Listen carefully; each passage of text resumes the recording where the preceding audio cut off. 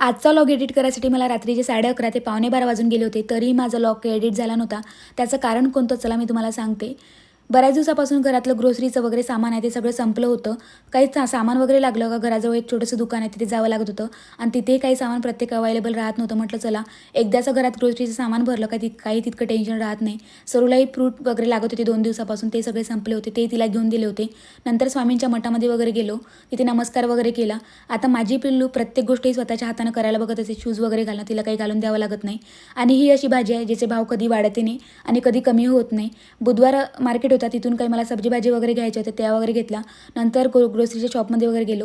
माझी पिल्लू 50 वर्षाच्या आजीबाई असल्यासारखी अशी थकली होती, पटकन त्या टेबलवर जाऊन बसली निवांतपणे. मी लागली होती माझी काही शॉपिंग वगैरे करायसाठी. आता मला हे सगळं शॉपिंग वगैरे करता करता रात्रीचे 7 ते 8 वाजून गेले होते घेता घेता. त्यानंतर घरी गेली, घरातली सगळे कामं, स्वयंपाक वगैरे, सरूला जेवण चारणं, त्याच्यानंतर तिला झोपून वगैरे देणं, असं करता करता मला रात्रीचे 11:30 ते पावणे 12 वाजून गेले होते. नंतर घेतला होता मी हा लॉग एडिट करायसाठी. एडिट करणं हे काही इतकं सोपं नाही आहे. कोणाला असं वाटते का नाही एडिट केला नाही तसंच लॉग टाकून दिला, नाही, ही इतकं इझी नाही आहे.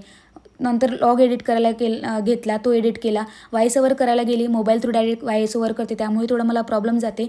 व्हॉईस ओव्हर करता करता किमान मला 15 ते 20 वेळा रिटेक घ्यावा लागला. इतका आवाज बसून गेला, असं वाटलं का नाही टाकून द्या, उद्या लॉग टाकते हवाला. कंटाळा येऊन गेला मला, पण नाही, म्हटलं आपल्या कामामध्ये कन्सिस्टन्सी असायलाच हवी.